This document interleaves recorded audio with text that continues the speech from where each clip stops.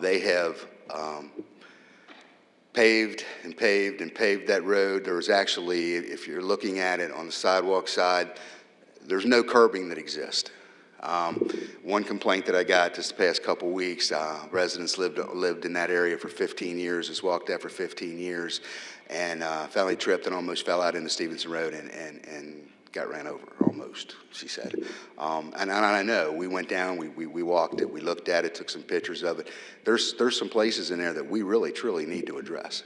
Now, whether or not we go forward and try to correct this and do it with the property owner and hold them responsible for getting this done. I can tell you some of these there's some of these sections, or at least one section that I know of is in front of a vacant house. I doubt very seriously we're going to have any success in getting their assistance in doing that. But the remedy here is then, I believe, and Mr. Rickman can please, if I'm wrong, correct me.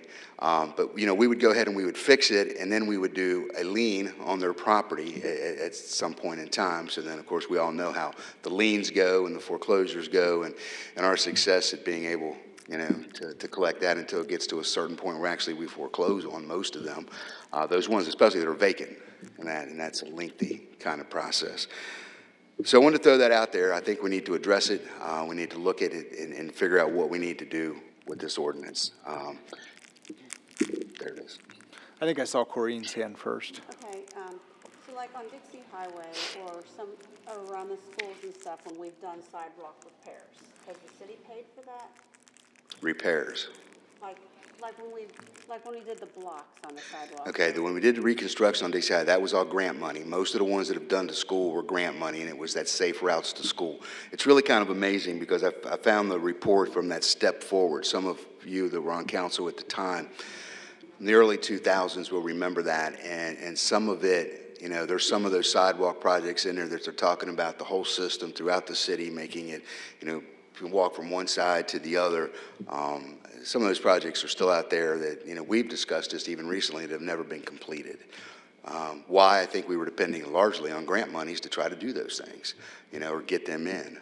We kind of looked at sidewalks, I think, separately from our road projects, which we've got in capital, and maybe that's the place to even start looking at those projects and putting them in that capital. But all that was done with grant monies. Yeah. So let's say in a neighborhood, there's a big chunk of sidewalk taken out and somebody falls. So that homeowner is liable for that, correct? No. The city's liable. The city's liable. Yeah, the city can shift the contractual obligation of who pays for it, but they can't shift the liability. So really, I mean, I know it's expensive, but personally, I don't like the homeowners having to maintain the sidewalk. I agree with you, Corinne. I think we should take it. I think it's ridiculous. We should ask them. If we're already liable anyway, then that makes my thought even. I think that this gets back to it. I know we had talked in the past about some of the assessment studies to understand what the cost would that be. Right. So I believe the mayor reached out, and I believe remember we talked a few months back, and I'll let the mayor say exactly what this was, but there was a company that was going to do some coming in, and what they were looking at repairing sidewalks, and maybe not, the uneven parts they were looking to grade off and do some things, and I believe the mayor has talked about maybe doing an assessment of our sidewalks. Yeah, I talked to Precision Concrete about that. And if you remember, they've got kind of a patented process where they're able to kind of shave off the high points and make it ADA compliant. So they also offer the service of actually surveying the sidewalks. And I just to try to get an order of magnitude of what it would cost for the city, I had them look at the area between 275 and Cave Run and 75 and Dixie Highway, and look at all of those sidewalks in there and get a price on what it would take to survey that portion of the city.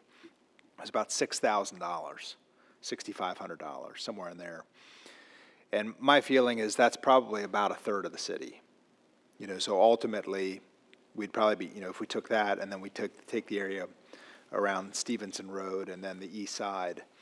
Yeah, I would agree that there's probably a number of neighborhoods, though, that we could probably hold off or do last? That's a good point, yeah. So, I mean, they're newer, the sidewalks are in much better shape than some of the older parts of the neighborhoods. I would certainly think it would be wise to, if we can just start the process, and even if it's going to take maybe 3 years, to spread out that survey, and then we can also develop a plan of how we're going to attack it. I think that'd probably be the best route instead of going in and getting it all at once. Yeah, I mean, but even if it was $20,000 to do the whole city, I mean, that gives us a plan to move forward over the next few years to start doing some repairs. Right. I do think it would be a huge burden if we had to pay for all the sidewalk repairs. I do think that we should probably try to share in the cost. I mean, right now it is the homeowner's responsibility. I don't think we can really, without doing the assessment, we can't really gauge of how large that burden is. Well, yeah. I mean, are we talking $100,000 or, $2 million? Going in and looking at the line item just as an example, I think our street maintenance line item, doesn't come out of capital, but it's in our general fund. It comes out as like $185,000 a year. And I guess Dale could probably tell you what we use all that for, but I'm pretty sure that's about right, that number. Go ahead, Renee. Okay, we keep talking about sidewalk repair. There's still places in Erlanger that doesn't have any sidewalk to repair.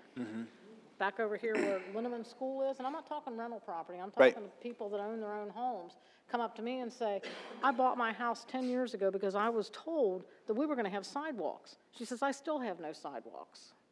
So, I mean, I don't think you can just go in and repair. I think you're right. I mean, we've got the Nelson Road, the Narrows Road projects. I mean, projects that I think we need to do. And Yeah. Yeah, I think we have to, we can't just focus on one part of it. We'll have to do a little bit of, new sidewalks and a little bit of repair each year. And again, I think it's different, and like Mr. Meyer and I were talking, when you look at maintaining something, that needs to come out of our general fund. When you look at building new, that needs to come out of capital. That's what that capital money's been set aside for. That's what it's there for. It's being funded differently. That's the way our budget is set up. So, each year looking at that and having sidewalk projects in there to build, and then also looking at our line items and saying, okay, how do we maintain what we have now? yeah, I mean, I'd like to see us, find $15,000, $20,000 to do a study so that we understand, is it $1 million that we want to work on in the capital fund? So we can do that. We're going to, if we want to move forward with this assessment, and I think staff is totally in agreement with doing that. Everybody I've talked to has been trying to get that done, bringing somebody in to do that. We just don't have the staff time to get that done, to do that. Again, we can look at that, and if in fact it's not in any of the budgeted line items that we can find to pull that from, the amendment that we'll do at the beginning of the year, can account for that. If you all would approve us going ahead with that and doing it, we can do it that way. Yeah. Would it make sense to go ahead and go for, or to seek a municipal order at the next meeting to get approval on doing that section that I was talking about? Basically this section of Erlanger. Yeah, because we're going to have to find out what it's going to cost. That's what we're looking at. We're going into a blind until we get some kind of study. We can at least start there. Gary, I have no problem spending the money on a study that's going to benefit everybody. Okay.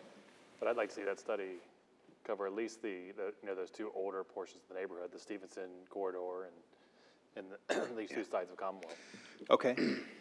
Yeah, I would, and I think staff would agree with Mr. Meyer, because I think that other part of the city is definitely going to have a lot of need. That part between Dixie Highway and Turkey Foot Road, going east to west and then north and south. I think that area, definitely. Yeah. Okay. Do we pay for that, or does the state? On Stevenson? It's kind of funny on the roads, and I know Mr. Viax can correct me again, but, this, and it's just like we're getting ready to trade Kenton Lands Road, okay? So, again, in that agreement, it says that they are responsible curb to curb, and that anything on the other side of it, the sidewalks, is ours. So Dixie Highway is the very same way. If you look at Dixie Highway, they do curb to curb.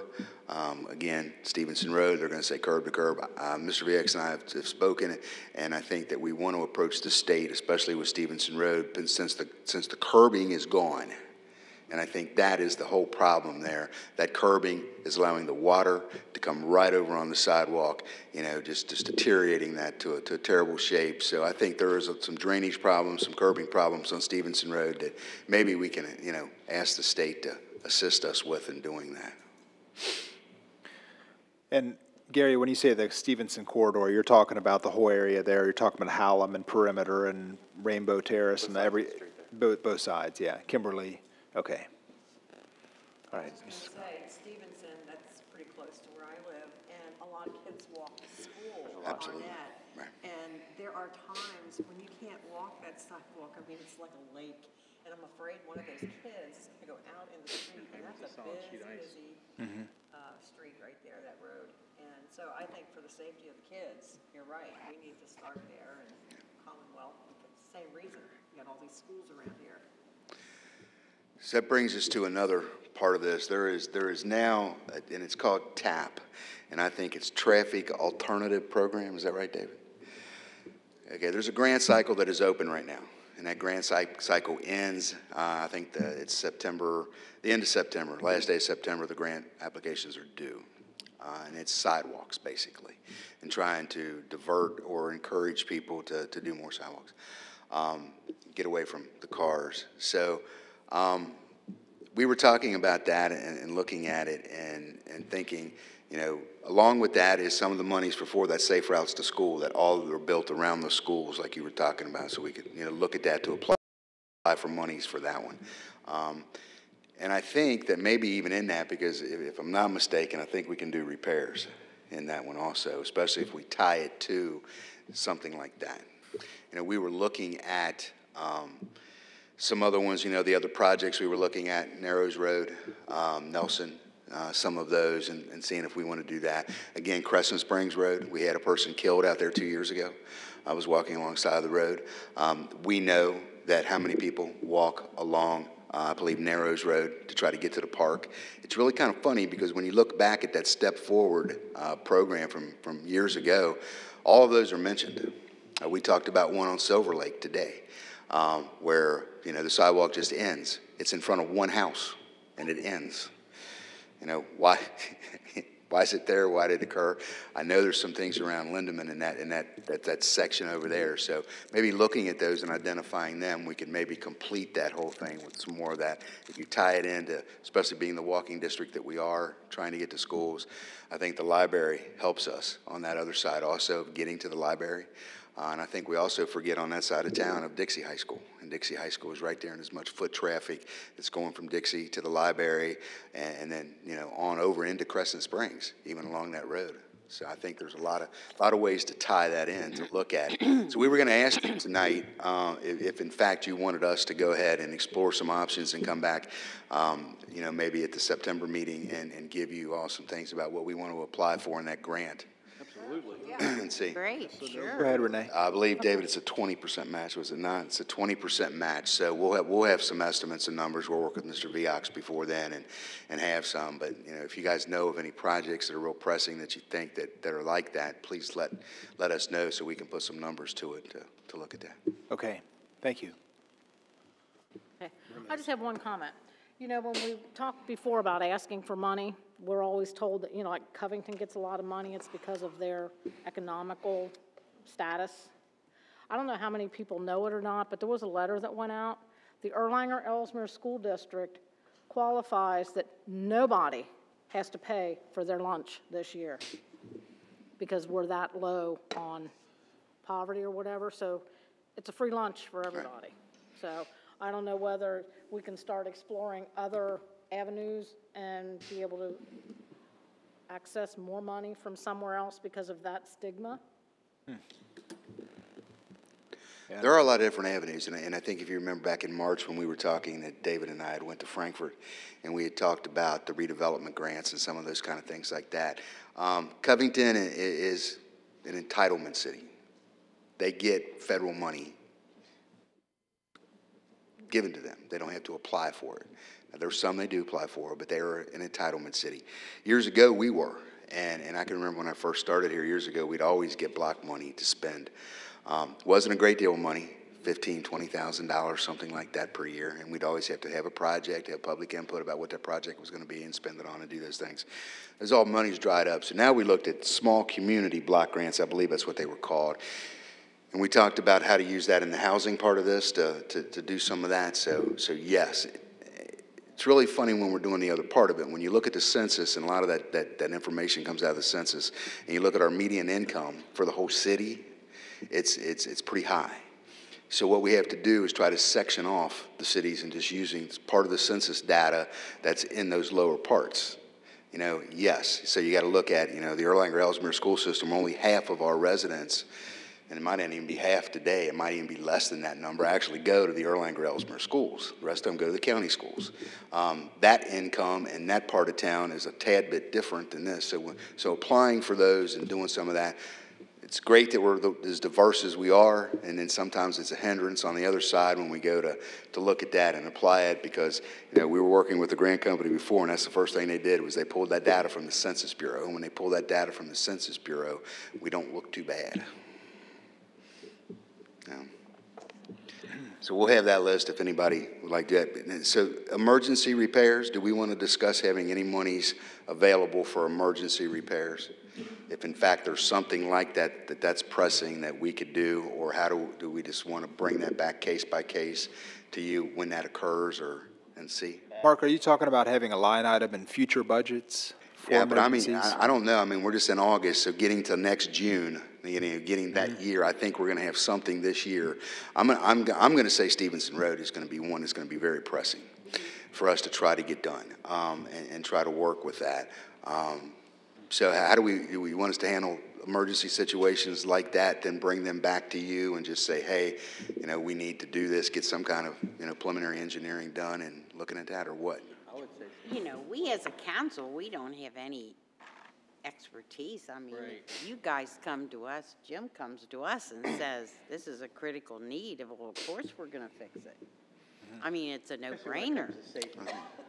You coming to us for permission to fix something that's critical is ridiculous. Well, it's going to be us using monies. It's not budgeted, so we have to have approval to spend money. So I'm not going to. Well, then we need to set up the fund that you request. That could be an emergency fund. I mean, I could see us doing some of those repairs out of, I mean, capital. I think we had some under budgeted items there, right? If we don't do the railroad overpass at $350,000, we've got a few extra dollars there. I like these guys back here. They're going to save us a lot of money. I can see it. I think we need to do that Stevenson Road, because like I said, I pass that every day. It's a mess. Yeah, mural the sidewalk. People that live there. I don't use the sidewalk, but I do drive past it, and it's a nightmare. I can just see little kids going around that big giant lake and going out. Well, it's a danger in the winter when that all freezes over. That's horrific. I think a good next step would be, if we talked about the municipal order at the September meeting, to do the assessment study, and that would kind of give us an indication of, you know, what's the condition? Do we have some that are some urgent, you know, is it $100,000 in emergency repairs now? And then we can come back and talk about an amended budget. Okay. If this gets that way, we'll reach out to the highway department, especially on Stevenson Road, and we'll look at it and we'll see, and we'll bring something back, because I think that's the one that, you know, when you talked about liability and you talked about who's responsible for it, I think there's a lot of traffic on that one, and I think that's probably one that really needs our attention. Yeah, it's also very similar to what we did last year at the entrance to Lakemont. You know, we had kind of the emergency repair there as well. I mean, that stuff crops up, and we just have to address it as it comes up. Okay, that's all I got on sidewalks, Mr. Skidmore. I can't. Did you have anything else, Don? Is that it, Dave? Thank you, Don. Okay. Good job, Don. Thank you, Don. All right, thank you. All right, next up, if there's nothing else, we'll move on to under Economic Development and Finance. We've got the RFP for Houston Road and Woodward Avenue property sales. Were you going to talk about that, or is that another Mark item? Dave just pointed at me and said, Keep going. Stay You're up on a roll. it's right here if you want to. All right. So yeah, you've got that. You know, we kind of talked about these last time. So at the last meeting. We talked about it. However, that was Houston Road. You'll see on the agenda tonight, it says RFP for Houston Road and Woodward Avenue. You do not have an RFP for Houston Road. There's been some developments, and we would like to just pull that one for right now and not put that one out for bid right now. There is some movement, maybe in that area, and us moving forward with trying to sell our properties up there might not be the best for us right now. So we would just ask to wait on that one just a little bit. However, what we did do was go ahead and tweak the one for Woodward Avenue. So again, we tried to weight it, and what we wanted to look at was, somebody to come in and develop those two lots, and maybe make them hopefully single family homes, and something that would encourage home ownership and not rental property. So we weighted it a little heavier on that side. If you look at the score sheet in the back, and how we would weight this on doing it. The amount of the bid for the property, of course, that's 20%. On a separate sheet, we wanted them to please list all of the projects that they have done. So we got thinking about developers. So I use the example, if Mark Fields gives you a proposal to develop those two lots, and Dries Holmes gives you a proposal to do those two lots, who are you going to trust more to do those two lots? Well, I would hope it would be Dries. To me, that depends on whether it's Mark Fields that's actually going to live in that house, and he's buying it for himself. Well, that may be true too, but we had talked before about how are we going to get through this, and how are we going to ensure that contracting is going to get done. So we thought we wanted to make sure the developers, or whoever this bidder was, had the means to do it. Number one, financially viable, if they had any experience with projects before. I'll tell you, I don't think that we even sat and thought about us buying it and building the house ourselves, or getting a contractor to do it and do that. I don't know that we even thought about that. I'm just thinking about the person that wants to live in Erlanger, that would like to buy the lot and build the house themselves.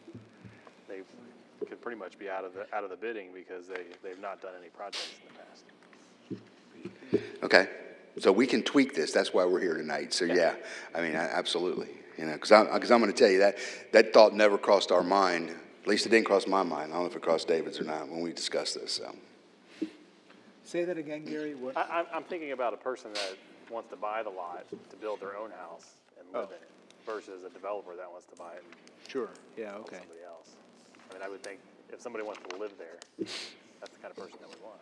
We'd weight that more heavily. Yeah. Yeah. If it's a developer, then I would see, or someone that's going to buy it and resell, then you look at it a little bit different. Mm-hmm. Yeah. Good point. Okay, so how do you want to say that? And do we want to leave? I mean, how much do you want weight? Do you want to give it? What do you want to do? I don't know. I mean, maybe it's just a check mark. I mean, if you plan on purchasing it to resell it, or if you plan on purchasing it to live there yourself. Okay, so could we put it under the 60% and then put another check mark under there, where we're saying that? Yeah.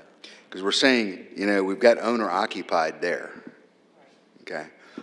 So I don't know. Oh. Would that be builder occupied? No, owner occupied. We've got it there already. Owner occupied's there, so under the 60%. They check that in that they're going to build and live there. Yeah. No, so I think we're okay. And they get that full 20% for the completed projects? That's the part that I think the wording's a little weird. You're just basically saying all they could ever get was 80%. Right.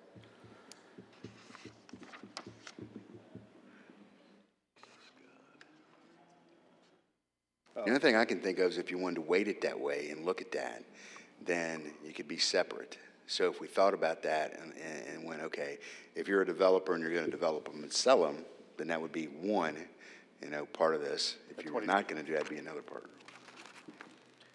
Yeah, so that gets taken out of the equation if it's owner occupied. Yeah. Yeah. Okay.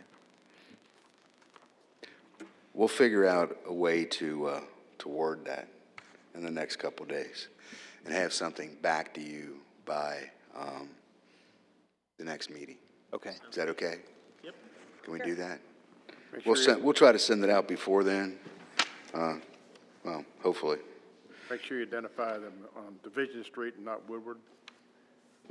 We bought the property on Woodward, we re-subdivided, and these lots front on Division Street. East lot now is on Division? Yes. Is the PVA They got new do it that street way on now? Division. Yeah. The property has yet to be completely subdivided yet. Right now, it's just still the one piece of property on Woodward. That will have to be a change that will have to be made.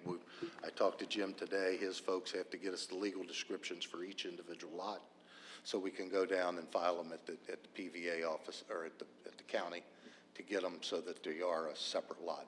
The subdivision has occurred through the Planning Commission already, a convenience plat.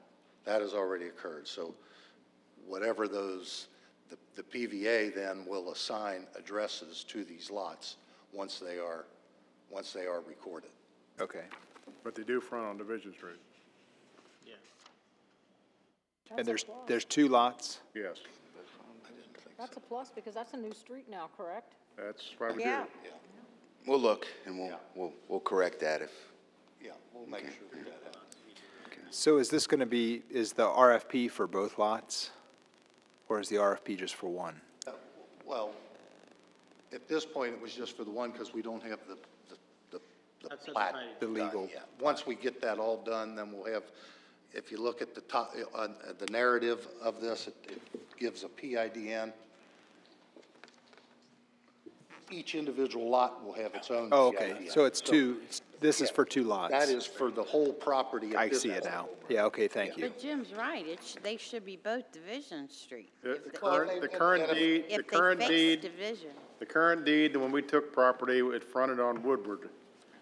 We recognized that Woodward wasn't the most attractive direction for the lots because of the topography and because of utilities, and we were rebuilding Division Street. So we filed a plat to re-subdivide the property that we acquired fronting on Woodward to front on Division Street.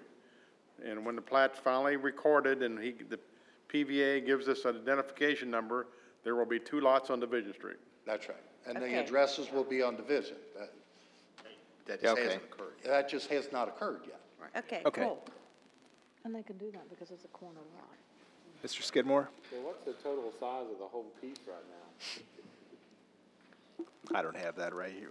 Well, let's see. Is it on this description? Mr. Viox, do you know what the size of that lot is? Yeah, the corner lot's 65 feet and then the second lot's 60. 60 foot.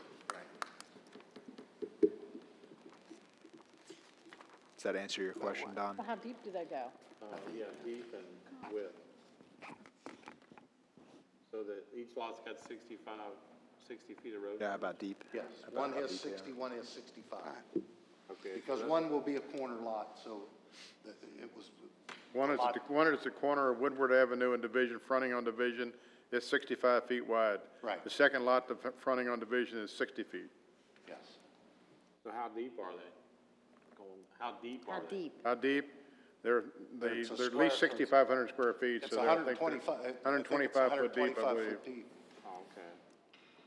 That was pretty much a square. All right. And they have full utilities. We have water and sewer to, Water taps, sewer taps, everything's to them. Sweet. Don, you gonna build me a Don's red house? bond. I got another question though. If, somebody buys that, is the city mowing that now, keeping it maintained? Believe we Yeah. are. Yeah. Yeah. Yes. Are they? If somebody buys it and just keeps it maintained and nobody complained and kept it neat, was it necessary for them to build on it? Well, that's part of what this RFP is. I mean, it's trying to find someone that's willing to build on it and improve the property. Well, nobody's complaining the way it is now. I mean, Well, if you talk to the people down there, I've talked to several people that live over there, they wanna see something built there. well, if somebody just wants to. They don't buy want for- it to be just vacant lot. buy They it would, for they would like to see investment, 2 you know? nice houses built there. Yeah.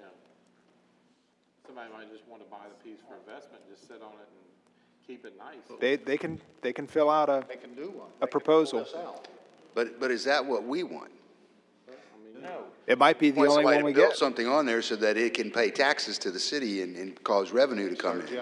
I mean, that was the whole point about, I think, trying to get Yeah, these and things build out the there, and get them neighborhoods developed, up. get them developed, so. And that's why we put this together, to try to do that, so. All right, any other discussion on that? All right, well, have your questions answered, Mr. Fields? I believe so, sir. Okay. We'll have these corrected and back to you about a set Police on the other one, too. So. All right.